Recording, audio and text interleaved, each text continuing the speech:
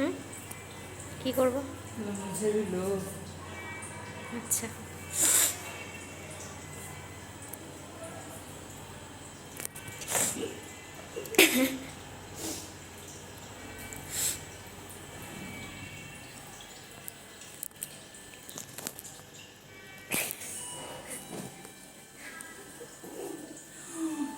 দেখো তো ছেলে কখন খেয়ে যা তোমার ঢেকুর তুললো বুঝলা।